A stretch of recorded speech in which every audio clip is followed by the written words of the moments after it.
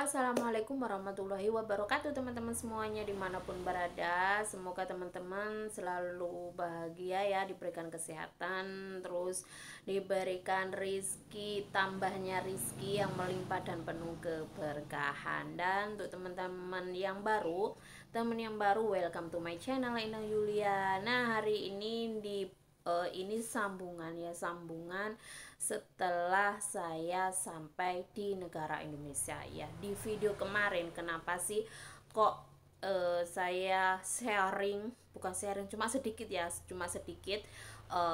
waktu transit di KL atau di Kuala Lumpur Malaysia. Nah, di situ nggak cuma aku, tapi temen aku yang kena pala. Nah, bagaimana sih ceritanya?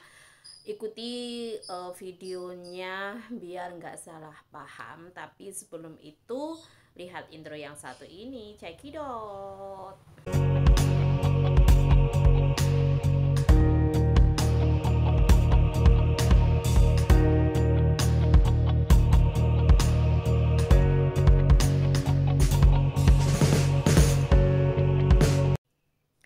Nah, ceritanya itu seperti ini teman-teman. Nah, waktu itu aku transit di KL Malaysia ya. Transit di Malaysia naik pesawat Scott. Nah, di situ karena majikan aku itu ngebeliin tiketnya itu check in 2 kali. Ada sih beberapa teman itu nggak usah check in lagi di Kuala Lumpur atau di Malaysia, tapi langsung menuju tempat penungguan, tempat transit itu ya. Jadi nggak usah check in lagi, langsung nanti keluar langsung ke Juanda Surabaya. Tapi karena aku dibeliin tiketnya harus check in 2 kali, so otomatis di Malaysia harus ambil bagasi lagi. Nah, disitu ambil bagasi lagi, keluar imigrasi, terus check in lagi, masuk lagi, cek imigrasi lagi, terus menunggu ke tempat pemberangkatan. Nah, disinilah kejadiannya kena namanya pala atau calo ya, karena ini pertama kali saya melakukan check in 2 kali waktu transit di Malaysia. Dulu sih pernah awal transit di Malaysia ya, tapi nggak usah seperti ini, nggak usah check in lagi atau cuma transit nunggu beberapa jam gitu, langsung menuju tempat tujuan. Nah, kemarin di tanggal 31 Juli ya, di situ kejadiannya saya ada temen 4 atau 5 ya. Nah, di situ saya pertama itu berdua. Nah, berdua saya yang turun di Juanda. Nah, di situ. Nah, di waktu masih ngantuk, nah jadi kita mau cepet-cepet check in ya, cepet-cepet check in. Nah, ya karena masih ngantuk, jadi aku keluar dari imigrasi, terus ingin cepet-cepet lagi, takut ketinggalan pesawat. Nah, di situ jadi coba cepet check in. Nah, disitulah disambut dengan seorang laki-laki. Wah, disambut. Nah, di situ ternyata ada seorang ya yang caranya, sini loh mbak, sini mbak, sini bu, sini saya bantuin ya, saya bantuin dengan check in. Nah, setelah di situ check in, mana mbak itunya bookingnya pesawat yang dari Hong Kong, itu bookingnya pesawat, terus bagasinya itu berapa. Nah, di situ terus dengan menggunakan digital atau seperti kayak pokoknya diketik lah pokoknya di situ ya. Sayanya nggak tahu, saya berpikir wow keren banget, di sini nggak usah manual. Jadi nggak usah ada petugas yang ngebantu atau yang check in langsung seperti kayak ya biasanya ada petugasnya. Jadi di nomor berapa di situ kan biasanya seperti itu. Nah, di sini enggak, ini secara digital. Nah, di situ.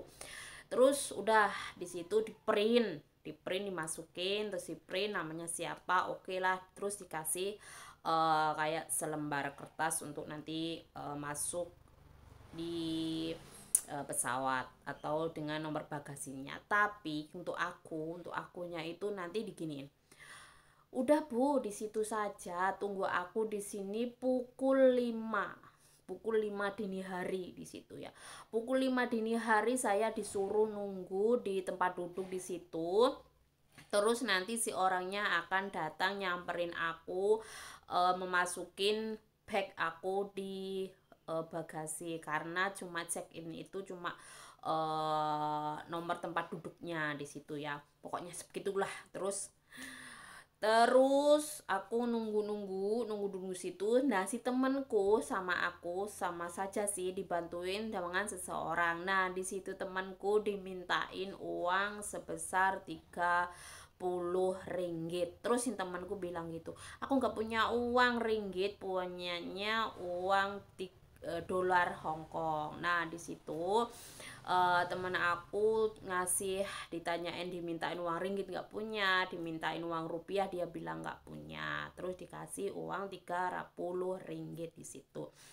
Nah, setelah itu dianya sudah dikasih kertas, sudah pokoknya sudah beres lah. Tapi kalau akunya disuruh nunggu jam 5. Lah aku bingung kan, si temanku udah dikasih, terus akunya kok belum. Nah, makanya di situ aku tanya petugasnya. Nah, petugasnya aku tanya, aku kok sudah